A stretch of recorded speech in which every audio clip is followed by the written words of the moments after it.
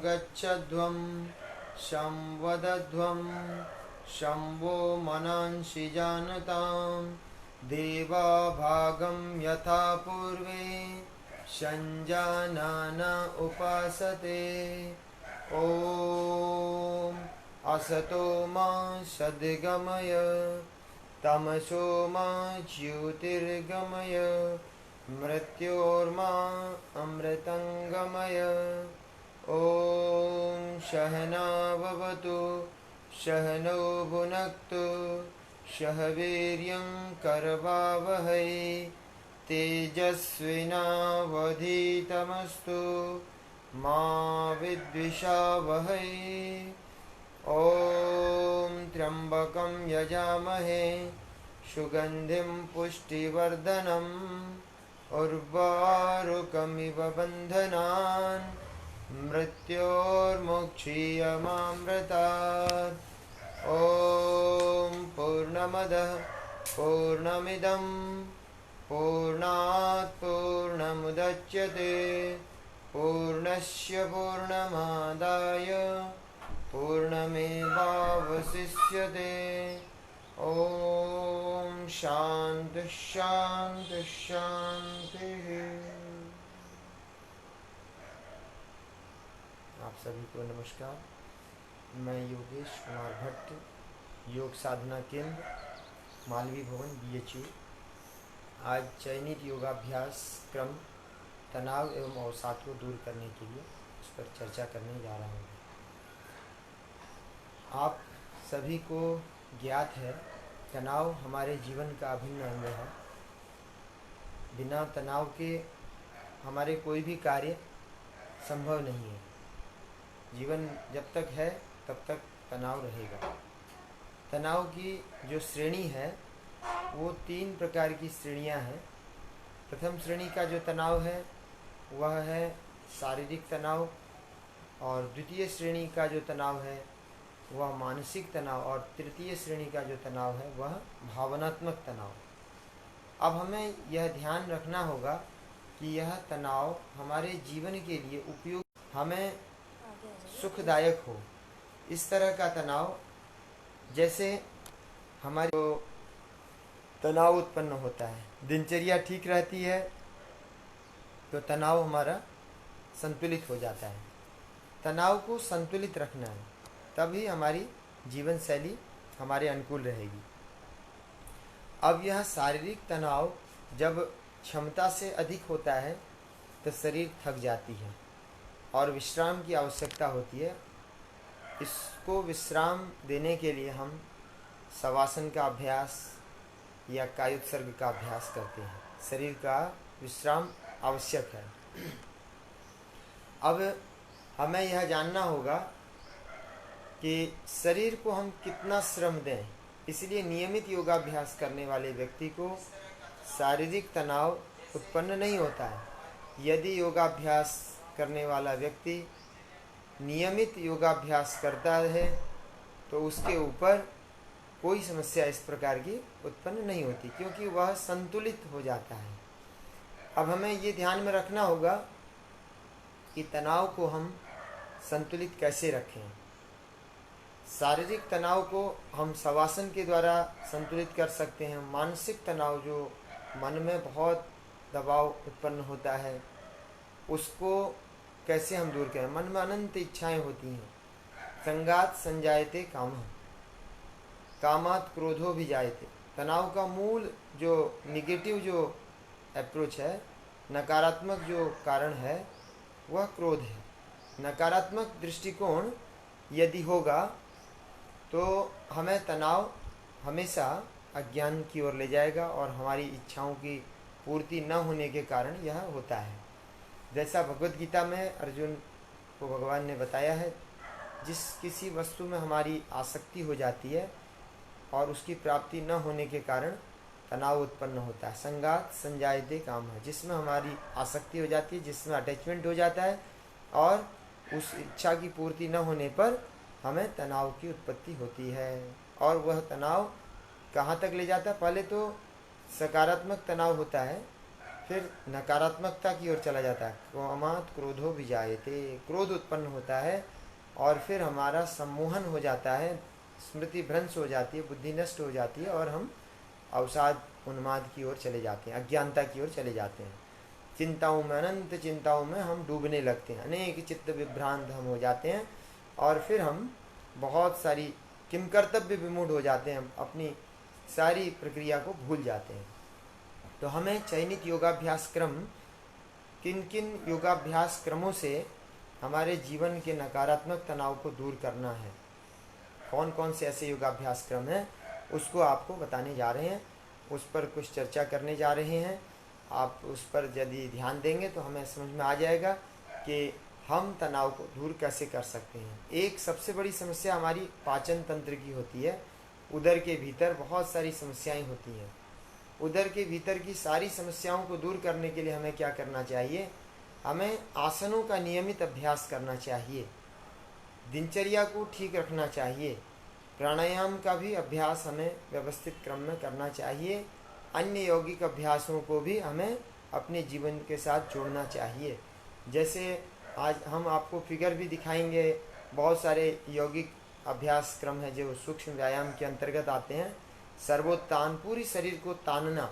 जब हम पूरे शरीर को तानते हैं, स्ट्रेच करते हैं, जैसे आप अच्छी तरह से जानते हैं, जब हम वो हो जाते हैं, शरीर में अकड़न जकड़न आती है तो हम पूरे शरीर को, बॉडी को स्ट्रेच करते हैं, खींचते हैं, इस प्रकार से ऐसे अंगड़ाई लेते हैं।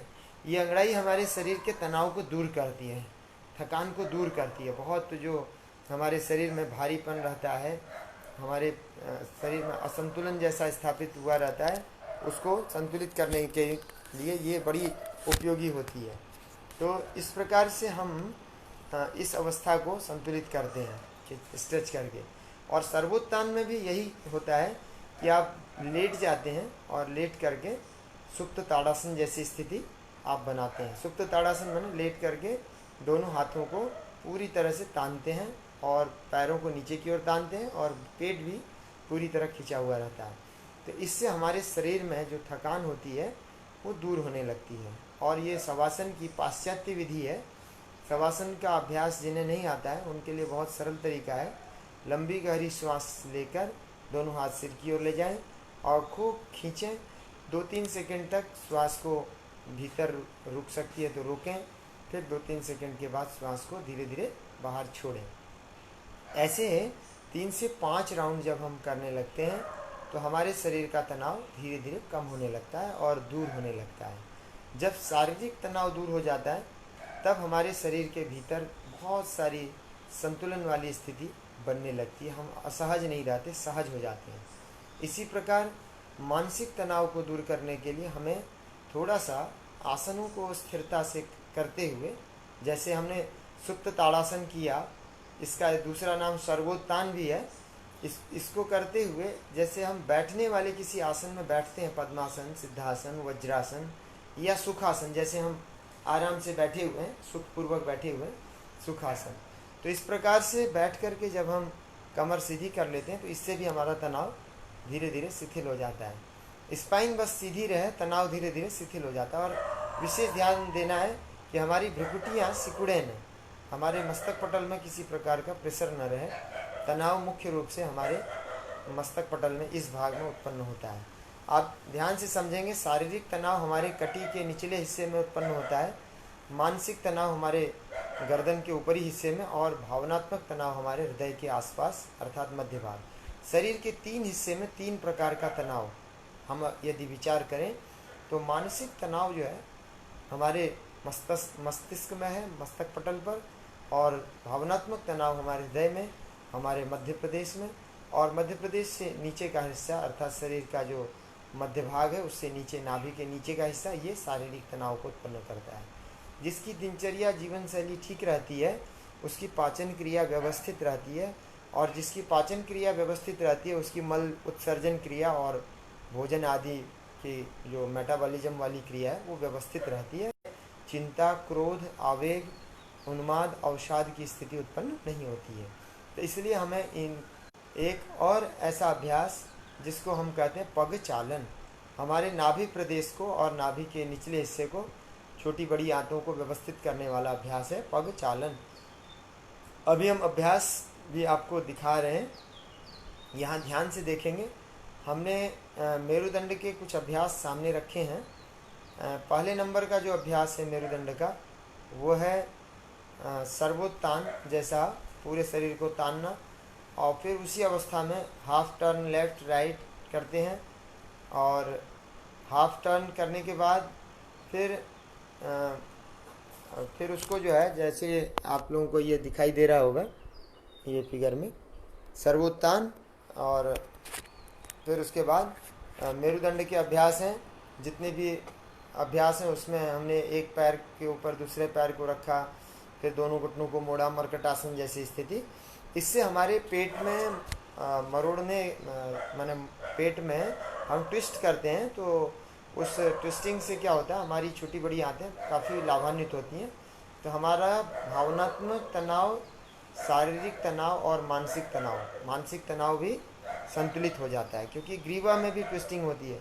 सारा तनाव हमारे स्पाइन में होता है यदि ठीक प्रकार से हम विचार करें। इसीलिए भगवान ने बताया कि त्रिरुन्नतंच संस्थाप्य समम शरीरम, 3 भाग को उन्नत करो। मानसिक तनाव शरीर के ऊपरी हिस्से को स्थिर करने से ठीक होता है, बीच वाले हिस्से को जब हम सीधा रखते हैं तो भावनात्मक तनाव से मुक्त रहते हैं, और स्पाइन का सबसे निचला हिस्सा सीधा रखेंगे तो शारीरिक तनाव से संतुलित हो जाते हैं। हम बैठने वाले एक आसन मात्र को करके हम इन तीनों प्रकार के तनावों से मुक्त हो सकते हैं। ये हमारे मेरुदंड के अभ्यास और सर्वोत्तान आदि, ये जो है हमारे विशेष अभ्यास जो हमारे उसके लिए उपयोगी हैं, पाचन तंत्र के लिए उपयोगी हैं, और हमारी पूरी स्पाइन को व्यवस्थित करते हैं। जब हमारी स्पाइन ठीक रहेगी, पाचन तंत्र ठीक रहेगा, श्वसन तंत्र ठीक रहेगा, हमारा रक्त परिसंचरण तंत्र ठीक रहेगा, और हमारा मस्तिष्क ठीक रहेगा। तो इसमें एक बड़ा महत्वपूर्ण अभ्यास है, इसका नाम है नाड़ी संचालन। ये नाड़ी संचालन का अभ्यास हम लोग कैसे करते हैं, ज़मीन में बैठ करके दोनों पैर ऐसे फैला लेते हैं। दोनों पैरों को जब ऐसे फैला लेंगे तो दोनों पैरों के बीच में 5 से 7 बित्ते की दूरी बन जाती है, डिस्टेंस। और उस डिस्टेंस में पैरों को बिल्कुल स्थिर रखना है। पैरों को फैलाने के बाद स्थिर रखना है, और स्थिर रखने के बाद लेफ़्ट से राइट को, राइट से लेफ़्ट को, माना बायां हाथ दाएं पैर के पास और दायां हाथ बाएं पैर के पास, इस प्रकार से हम ले जाते हैं। और बारंबार ऐसी क्रिया करने से हमारे शारीरिक, मानसिक और भावनात्मक ये तीनों प्रकार के तनाव हमारे संतुलन में आ जाते हैं। ये नाड़ी संचालन की क्रिया इस तरह से लाभान्वित करती है।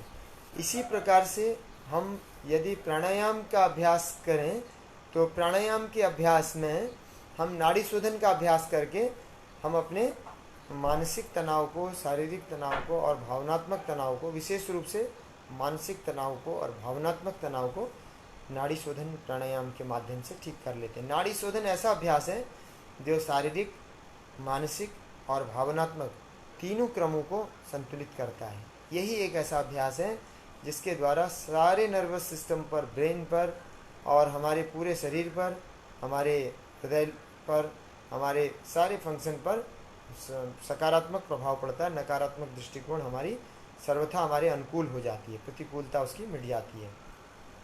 आसनों में यदि हम विचार करें तो एक ऐसा आसन जिसमें हम सीधे भूमि पर लेट जाते हैं। ऐसे तो बहुत सारे आसन हैं जो तनाव को दूर करते हैं, अवसाद को उत्पन्न नहीं होने देते, परंतु एक ऐसा आसन जिससे हमारा पाचन तंत्र ठीक रहता है, जिससे हमारी नाभि ठीक रहती है, जिससे हमारी स्पाइन ठीक रहती है, जिससे हमारे पैर ठीक रहते हैं, जिससे हमारा मस्तिष्क ठीक से कार्य करता है, यह है अर्ध हलासन। हलासन हमारी शरीर की और मन की लगभग 90% समस्याओं को हल कर देता है। लेकिन अर्ध हलासन ऐसा अभ्यास है, नाम है उसका अर्ध हलासन, लेकिन बहुत सारी जो समस्याएं हमारे शरीर में उत्पन्न होती हैं, उन सारी समस्याओं से हमारे शरीर से हमें मुक्ति दिला देता है और भावनात्मक दृष्टिकोण को संतुलित कर देता है, मानसिक स्थिति को संतुलित कर देता है। तो अर्ध हलासन को करना कैसे है, सीधे लेट जाते हैं और सीधे लेटने के बाद दोनों पैरों को मिलाकर धीरे धीरे 30 डिग्री ऊपर उठाते हैं ज़मीन से। इस बार ये ध्यान रखना है, हथेली भूमि पर दबाए रखना है और किसी भी प्रकार का कोई तनाव आपके पैरों में विशेष प्रकार का न हो, सामान्य हो। धीरे धीरे 60 डिग्री पर, फिर 90 डिग्री पर लाना है और वहीं पर स्थिरता से रुकना है। 90 से ऊपर नहीं जाना है। जैसे ये हमने हाथ की स्थिति बनाई है, ये आपका कमर वाला हिस्सा हो गया और ये पैर वाला हिस्सा हो गया। बिल्कुल ये सीधा रहना चाहिए और ये कमर ज़मीन से लगी होनी चाहिए। और फिर धीरे धीरे ये 60, 30, देन ग्राउंड पर, इस तरह से आप भूमि पर वापस आएंगे। तो ये अर्धहलासन की स्थिति बनती है और यही अर्धहलासन हमारे नाभि प्रदेश को संतुलित करती है। नाभि प्रदेश जब संतुलित होता है तो नाभि के संतुलित होने से पाचन क्रिया संतुलित हो जाती है, हमारा मस्तिष्क शांत हो जाता है, क्योंकि सारा नर्वस सिस्टम हमारी स्पाइन से जुड़ा हुआ है और हमारे नाभि से जुड़ा हुआ है। जब हमारी नाभि क्रिया ठीक होगी, हमारे पाचन क्रिया में संतुलन आएगा, श्वसन क्रिया, रक्त परिसंचरण क्रिया भी हमारे अनुकूल होने लगती है। तो इस प्रकार से अर्धहलासन का अभ्यास करके फिर हम पवन मुक्तासन का अभ्यास करते हैं। पवन मुक्तासन का अभ्यास क्या करता है कि हमारे उदर की पेशियों पर दबाव और पृष्ठभाग की पेशियों में तनाव उत्पन्न करता है। इसी तनाव और दबाव के कारण हम क्या करते हैं, नकारात्मकता को सकारात्मकता में बदल देते हैं आसनों के क्रम में। आसन ही एक ऐसे क्रम है जो व्यवस्थित आसन, जो प्रारंभ में अपने शरीर की अनुकूलता के हिसाब से करना चाहिए। बाद में कठिन और सरल सभी प्रकार के आसनों को हम कर सकते हैं, आवश्यकता अनुसार उनकी मात्रा अधिक भी रख सकते हैं। लेकिन ये ध्यान में रखना है कि पवन मुक्तासन जो अभ्यास है वह पहले एक पैर से करें, बढ़िया से एक पैर 90 डिग्री तक उठाएं, श्वास भरते हुए दोनों हाथ सिर की ओर ले जाएं, हाथों को सीधा खींचकर बाएं पैर को सीधा रखें, दाहिने घुटने को खूब अच्छी तरह से दबाएं छोड़ते हुए श्वास को। उसके बाद सिर उठाकर थोड़ी घुटने के ऊपर लगाएं, थोड़ी देर तक श्वास को सामान्य रखकर उस अवस्था में रुके रहें। इससे हमारे पेट में जो असंतुलन है, जो भावनात्मक असंतुलन है, जो क्रोध आदि की स्थिति उत्पन्न होने की संभावनाएं प्रायः रहती हैं, जो भय आदि, घृणा आदि की भावना रहती है, अवसाद की स्थिति रहती है, उससे हमें धीरे धीरे संतुलन वाली स्थिति बनेगी। यह भी तनाव को कम करता है, अवसाद को कम करता है। फिर यही क्रम दूसरी ओर से धीरे धीरे नीचे लाना है, फिर दूसरी ओर से फिर दोनों पैर एक साथ उठाना है। तो ये दो ऐसे अभ्यास हैं, अर्धहलासन और पवन मुक्तासन, जिससे हमारा वात संतुलित हो जाता है। आप सबको ज्ञात होगा कि यह वात जो है हमारे पैर के तलवे से नाभि तक का स्थान वात का स्थान है। और स्वात्मा राम जी ने बताया है, भगवान कृष्ण ने भी अर्जुन को बताया। अर्जुन ने प्रश्न किया, चंचलम ही मनः कृष्ण प्रमाथि बलवत् दृढ़म तस्याहम निग्रहम मन्ये वायुरिव सुदुष्करम। तो भगवान ने, अर्जुन ने जब भगवान से कहा कि हे भगवान, यह मन बड़ा चंचल है, जैसे संपूर्ण वायु को रोकना बड़ा कठिन है, इसी प्रकार इस चंचल मन को रोकना कठिन है। तो भगवान ने कहा, असंशयम महाबाहो मनो दुर्निग्रहम चलम। निश्चित रूप से यह मन चंचल है और इसको रोकना कठिन है, लेकिन अभ्यास है न तो कौन्तेय वैराग्येण च गृह्यते। प्रयास करने पर, अभ्यास और वैराग्य से इस मन को रोका जा सकता है, इस मन पर संतुलन स्थापित किया जा सकता है। तो यह अभ्यास हमारा संतुलन वाली स्थिति को उत्पन्न करता है। कैसे? जब हमारे पैर के तलवे से नाभि तक का स्थान, ये वायु का स्थान है, ये वायु जब चंचल रहती है तो चले वाते चलम चित्तम, चित्त भी चंचल रहता है, वह हमारी इच्छा के प्रतिकूल होने लगता है, अनुकूल नहीं होता। चित्त हमारी इच्छा के अनुकूल हो, हमारी इच्छाएं चित्त के अनुकूल हों, ये दोनों बड़ी महत्वपूर्ण बातें हैं। चित्त को हमारी इच्छाओं के अनुकूल होना और हमारी इच्छाओं को चित्त के अनुकूल होना। तो चित्त कैसा होना चाहिए? चित्त हमारा निर्मल होना चाहिए, और यह निर्मल चित्त हमारा तब होगा जब हम ठीक प्रकार से आसन, प्राणायाम और मुद्रा बंध आदि का अभ्यास करेंगे। तो इस प्रकार से ये पवन मुक्तासन हमारे मन को भी शांत स्थिर बनाता है। अर्धहलासन और पवन मुक्तासन, ये दो अभ्यास के बाद सेतु बंधासन का अभ्यास, जो घुटनों को मोड़कर कमर को ऊपर तान कर हथेली कमर के नीचे लगा कर करते हैं, इससे हमारे हार्निया में भी फायदा होता है, बैक पेन भी नहीं होता है। इसको करने से हमारे सारे अवयव हमारे अनुकूल रहते हैं, स्पाइन के संतुलन होने से। अब अत्यधिक महत्वपूर्ण जो आसन है वो है भुजंगासन। आसनों में भुजंगासन को सर्वाधिक महत्वपूर्ण यहाँ पर इसलिए बताया जा रहा है कि एक बहुत बड़ी उपलब्धि बताई गई है। जागृति भुजगी देवी भुजंगासन साधना।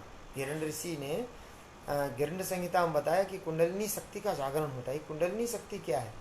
कुंडलिनी शक्ति के जागरण होने का अर्थ है कि हमारी संपूर्ण इच्छाओं की पूर्ति होना। हमारी संपूर्ण इच्छाएं हमारे मन के अनुकूल हो जाती हैं।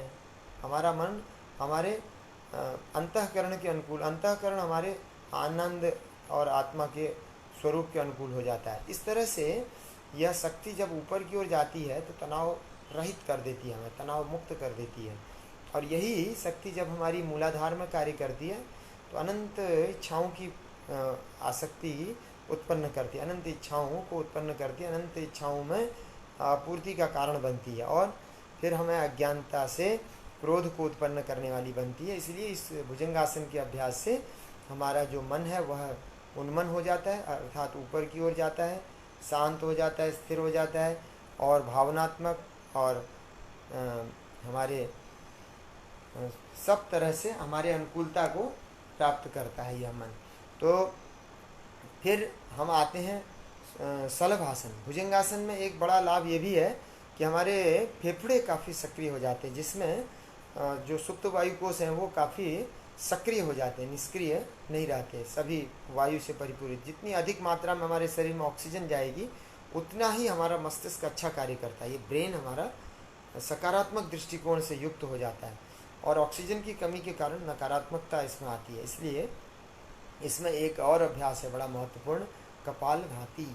कपालम भाती थी, कपाल भाती। ये शोधन का अभ्यास है, सत्कर्मों के अंतर्गत आता है लेकिन प्राणायाम में सहायक है, इसलिए कहीं कहीं पर इसको प्राणायाम भी कह दिया जाता है, कपाल भाती प्राणायाम। तो आप प्राणायाम के प्रारंभ में प्राणायाम का बेस बना सकते हैं, क्योंकि पहले प्राणायाम से भी नाड़ी शोधन, प्राणायाम से भी शोधन होता है, इसलिए एक अभ्यास है प्राणायाम का जिसको नाड़ी शोधन प्राणायाम कहते हैं।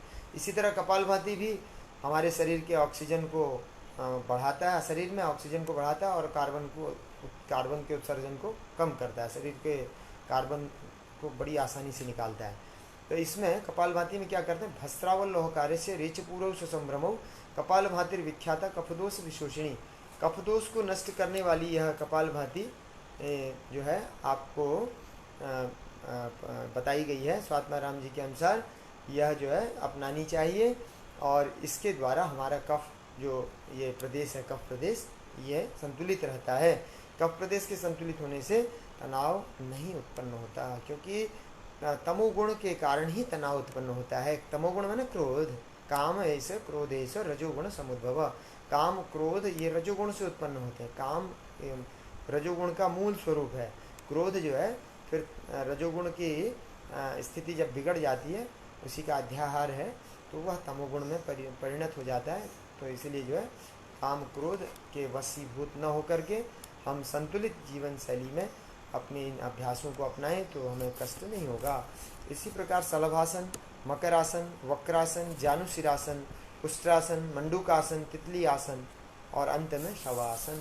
सर्वाधिक महत्वपूर्ण आसन है शवासन, मृतासन या कायोत्सर्ग, अनेकों नामों से इसको जाना जाता है। गिरण्य ऋषि इसको मृतासन कहते हैं, आत्माराम प्रदीपिका में इसको शवासन कहते हैं और जैन परंपरा में प्रेक्षा ध्यान के संदर्भ में इसे कायोत्सर्ग के अंतर्गत रखा गया। काया शरीर का उत्सर्जन करना, इसको 3 क्रम बताए गए हैं कायोत्सर्ग के। शवासन तो एक ही क्रम से होता है, सीधे लेट करके, उत्तानम सौवत भूमो, शयनम तो शवासनम। शवासनम श्रमहरम चित्त विश्रांति कारकम, चित्त को विश्रांति प्रदान करता है।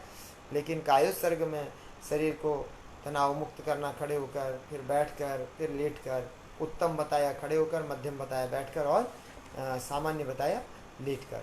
लेकिन हमारे यहाँ जो शवासन की विधि है वो लेटकर ही अपनाई जाती है, जैसा स्वात्माराम जी ने बताया है।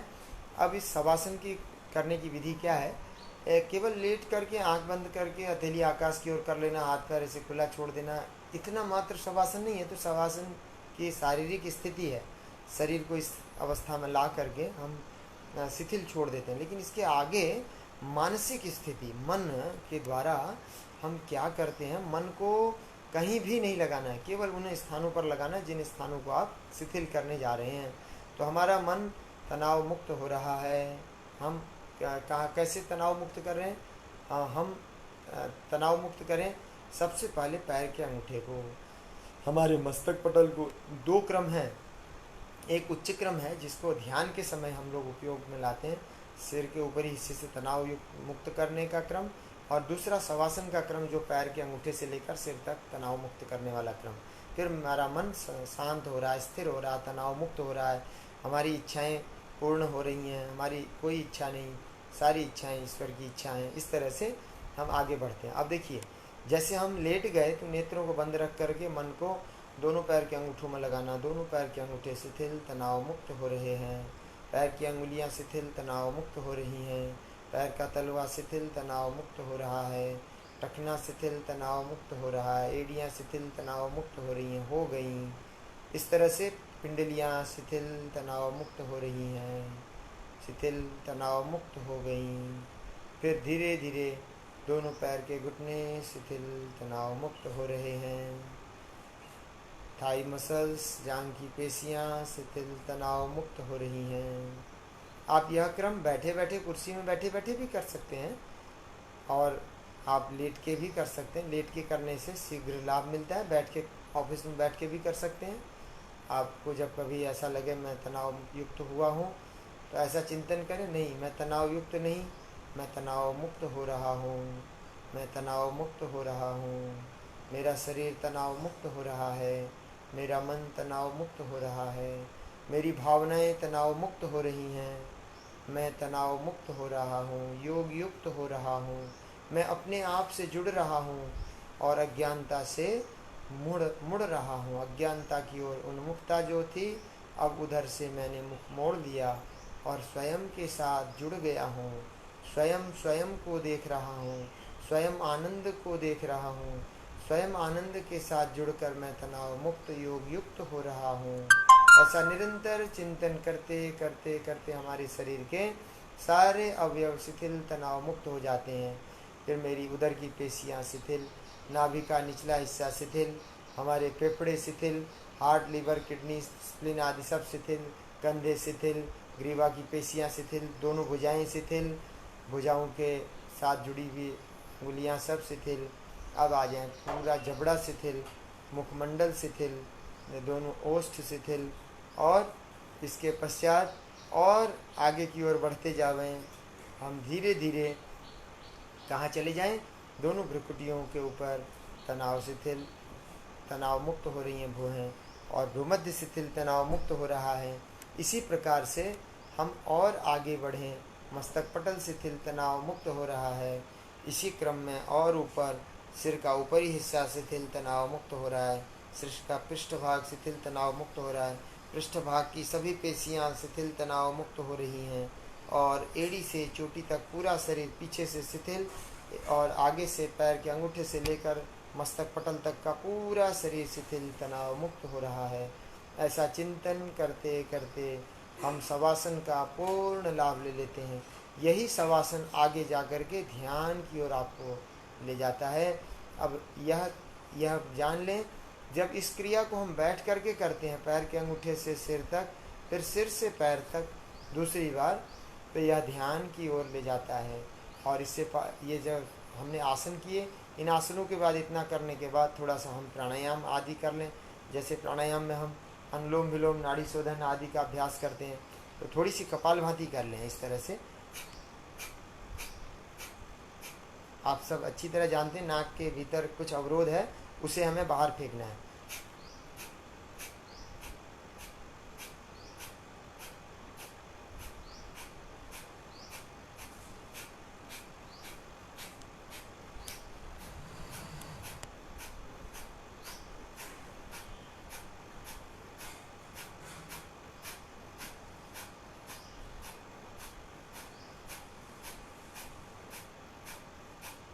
इस तरह से कपालभाति करें।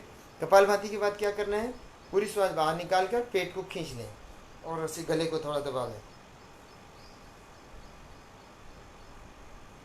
इसको कहते हैं बाह्य प्राणायाम। ये त्रिबंध लग गया, जालंधर बंध, पेट को खींचा तो उड्डयन बंध, और नीचे से मूलाधार को भी खींच लीजिए। जैसे मलमूत्र के त्याग के अनुभूति होने पर हम आप खींच करके रखते हैं, वैसे उसको खींचना नहीं चाहिए। इसी तरह की क्रिया जब हम करते हैं, तीनों क्रियाएं हमारी एक साथ होती हैं। तो उद्यान बंध, पेट को खींचना, मूल बंध मूलाधार को खींचना, और कंठकूप को दबाना, ये है आपका जालंधर बंध। ये तीनों बंध जब लगते हैं तो इसको कहते हैं बाह्य प्राणायाम। अब हम इसी में अग्निसार, पूरी सांस बाहर निकाल कर पेट को भीतर बाहर करते हैं, सांस बाहर रुकी रहती है।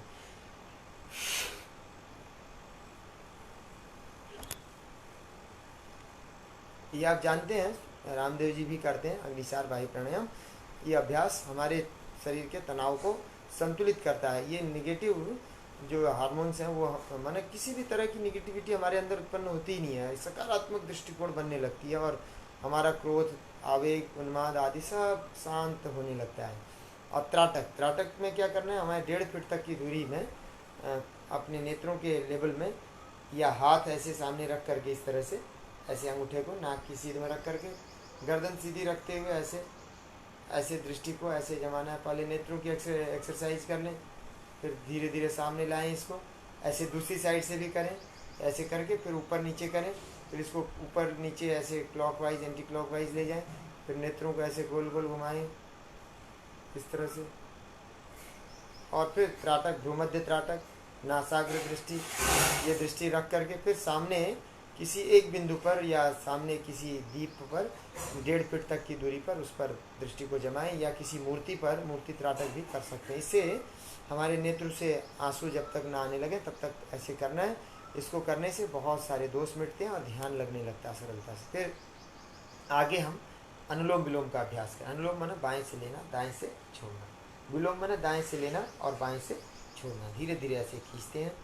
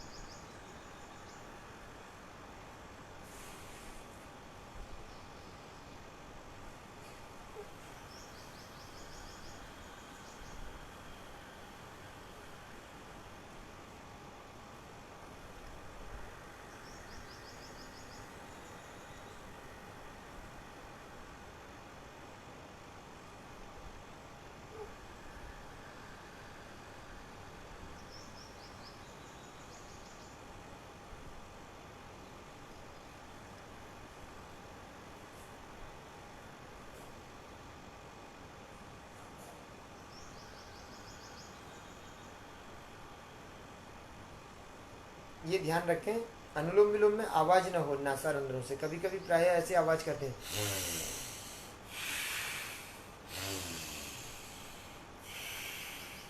इस तरह आवाज करने पर तनाव उत्पन्न होगा, ये उपयुक्त नहीं है। धीरे धीरे करें।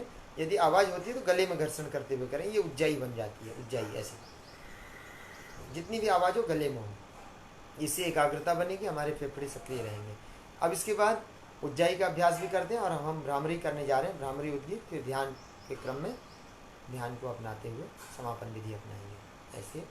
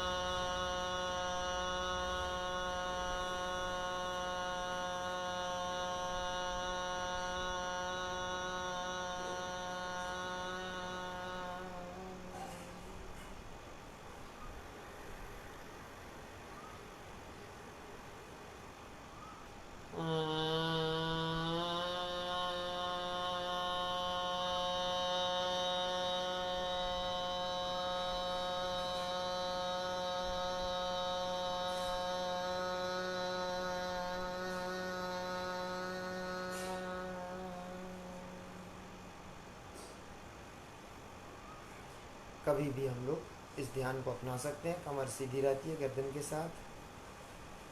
बस श्वास प्रश्वास पर ध्यान दें। श्वास भीतर जा रही है, बाहर आ रही है। भ्रूमध्य शिथिल, तनाव मुक्त रहे, मस्तक पटल सीधा। कोई विचार आपके मन में ना आवे। यदि आते हैं तो उनमें उलझे नहीं, उन्हें आने जाने दीजिए।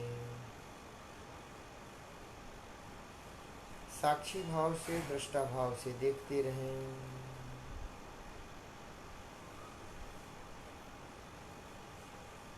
मन को पूरी तरह से श्वास प्रश्वास के साथ जोड़ें। श्वास भीतर जा रही है, मेरे शरीर में ऊर्जा का संचार हो रहा है। सकारात्मक ऊर्जा मेरे भीतर जा रही है। ज्ञान राशि मेरे भीतर, परमात्मा की शक्ति मेरे भीतर, आरोग्य मेरे भीतर। इसी तरह से प्रश्वास के द्वारा मैं तनाव मुक्त हो रहा हूँ, अज्ञानता से दूर हो रहा हूँ। निगेटिविटी बाहर की ओर जा रही है। सारा शरीर का विकार, कार्बन का उत्सर्जन बाहर की ओर हो रहा है। मेरी शरीर ऑक्सीजन से भर रही है,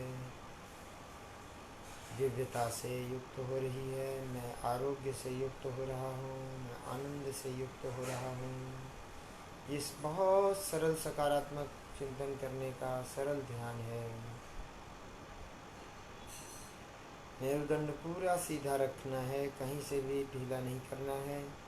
और ऐसा चिंतन करते रहें। श्वास भीतर जा रही है, मेरी मूलाधार की सारी शक्ति स्वाधिष्ठान, मणिपुर, अनाहत, विशुद्धि, आज्ञा चक्र से सहस्रार में अर्थात मस्तक पटल पर आ रही है। मेरे मूलाधार की सारी ऊर्जा सहस्रार में, जो नीचे ऊर्जा थी वह ऊपर की ओर आ रही है। मैं दिव्यता से जुड़ रहा हूँ। दोनों भ्रुकुटियों के मध्य में शिव का स्थान है। भ्रुवोर मध्य शिव स्थानम। वह शिव कैसा है? वह त्र्यंबक है, त्रिनेत्रधारी है। आप सभी जानते हैं, त्र्यंबकम यजामहे। हम उस त्रिनेत्रधारी शिव का यजन करते हैं, और जिसके यजन करने से सुगंधिम पुष्टिवर्धनम, शरीर में सुगंधि और आरोग्य पुष्टि का वर्धन होता है। आरोग्य बढ़ता है, पुष्टि बढ़ती है। और आगे लाभ क्या होता है? हम अज्ञानता से दूर हो जाते हैं।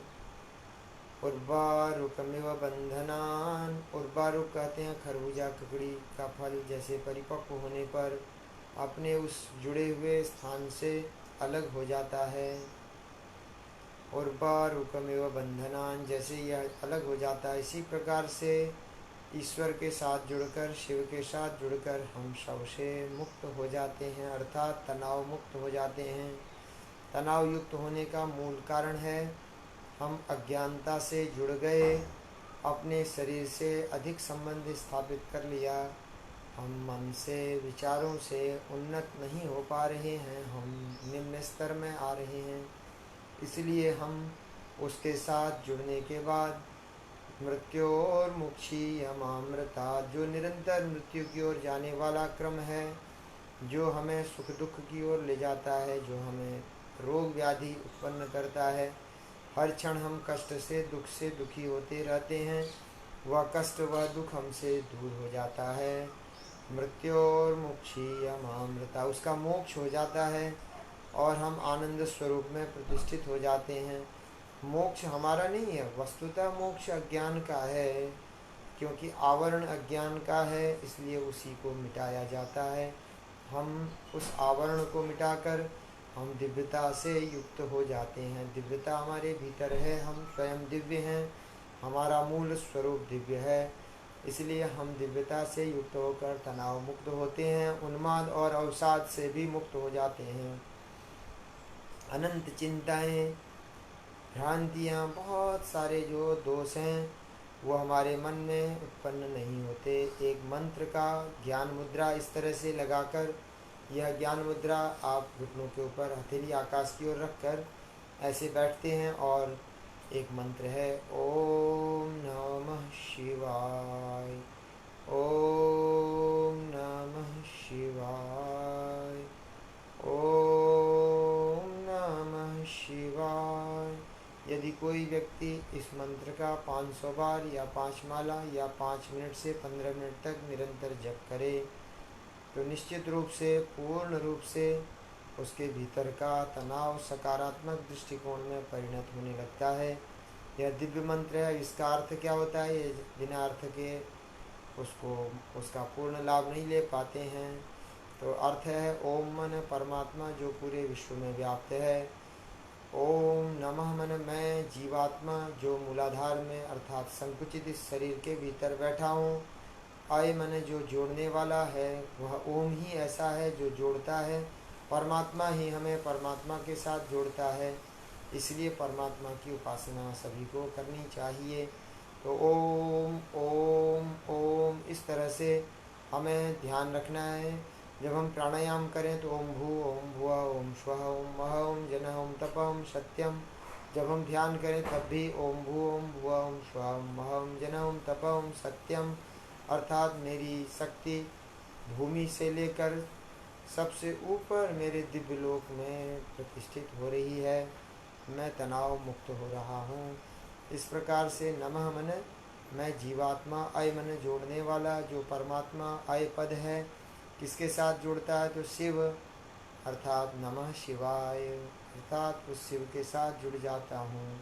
इस प्रकार से ओम नमः शिवाय का अभ्यास करने से हम अनंत ज्ञान राशि के साथ जुड़ जाते हैं।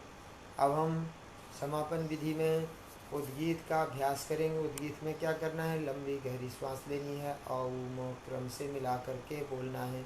सभी लोग लंबी गहरी श्वास लेकर एक साथ बोलेंगे और उसमें उस विराट परमात्मा का ध्यान करेंगे जो पूरे विश्व में व्याप्त है, हमारे शरीर के भीतर हृदय प्रदेश में बैठा हुआ है।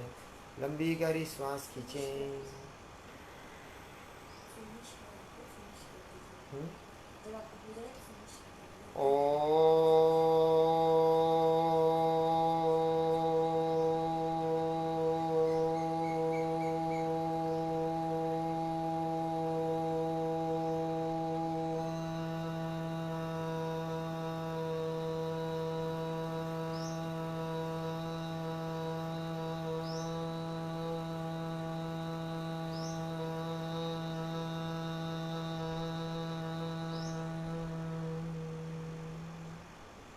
अब अ उ और म तीनों को अलग अलग बोलकर एक साथ मिलाएंगे।